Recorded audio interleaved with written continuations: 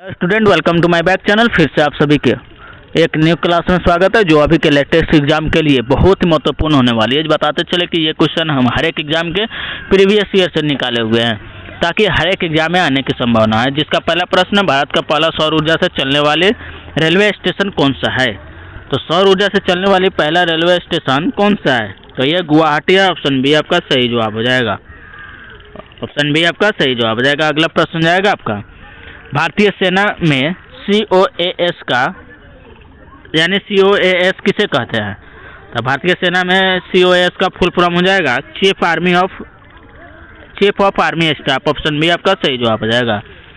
अगला प्रश्न जाएगा आपका, बायोडाइवर्सिटी शब्द का अर्थ क्या है? तो बायोडाइवर्सिटी शब्द का अर्थ जैविक विविधता है। ऑप्शन सी आपका सही जवाब हो जाएगा। अगला प्रश्न जाएगा, विश्व स्वास्थ्य संगठन WHO की स्थापना कब हुई थी? तो विश्व स्वास्थ्य संगठन WHO की स्थापना 1948 में हुई थी। ऑप्शन बी आपका सही जवाब हो जाएगा। नेक्स्ट प्रश्न हो जाएगा, ये नीति आयोग की स्थापना किस वर्ष हुई थी?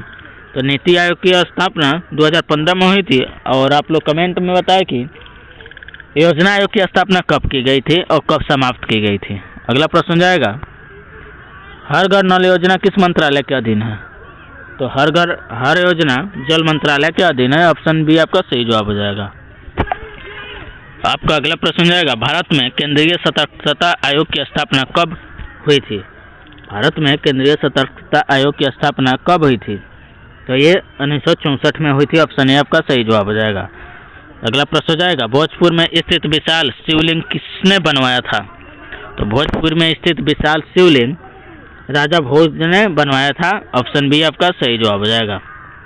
अगला सवाल हो जाएगा, किस भारतीय राज्य में ब्लैक राइस के लिए जाना जाता है? किस भारतीय राज्य को ब्लैक राइस के नाम से जाना जाता है? तो मणिपुर को। ऑप्शन बी आपका सही जवाब हो जाएगा। अगला प्रश्न होगा, राष्ट्रीय आय की गणना किस विधि से की जाती है? तो राष्ट्रीय आय की गणना उत्पादन विधि से की जाती है, व्यय विधि से भी की जाती है, आय विधि से भी की जाती है, उपयुक्त सभी से की जाती है।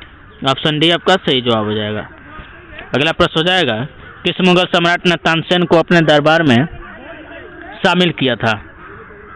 तो तानसेन को अपने दरबार में शामिल करने वाला अकबर है। ऑप्शन सी आपका सही जवाब हो जाएगा।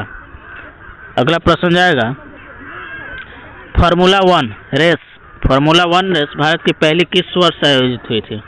फार्मूला वन रेस भारत में पहली बार 2011 में आयोजित हुई थी। ऑप्शन बी आपका सही जवाब हो जाएगा। अगला प्रश्न जाएगा, नृत्य के मुद्रा में शिव के किस स्वरूप को दर्शाया जाता है?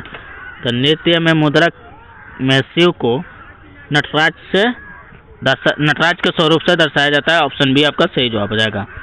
नेक्स्ट प्रश्न जाएगा, बंकिंगम नहर किस राज्य में स्थित है? तो बंकिंगम नहर तमिलनाडु राज्य में स्थित है। ऑप्शन बी आपका सही जवाब हो जाएगा। अगला प्रश्न जाएगा, विटामिन के की कमी से क्या होता है?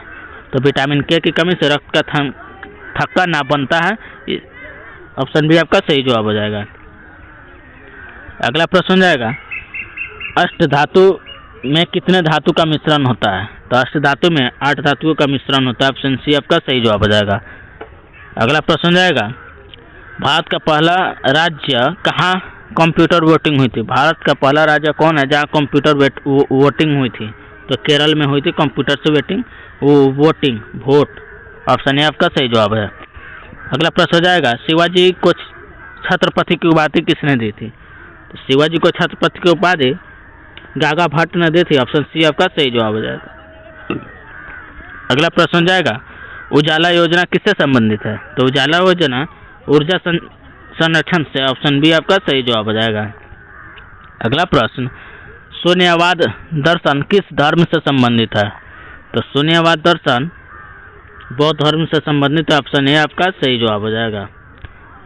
अगला और लास्ट प्रश्न है, किस राज्य की सीमा सबसे अधिक राज्यों से लगती है?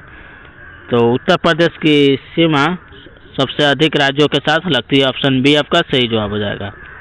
आई होप कि आप लोग को कोई दिक्कत नहीं हुआ होगा। अगर कोई क्वेश्चन का आंसर गलत चला गया हो तो आप लोग कमेंट करके बता सकते हैं।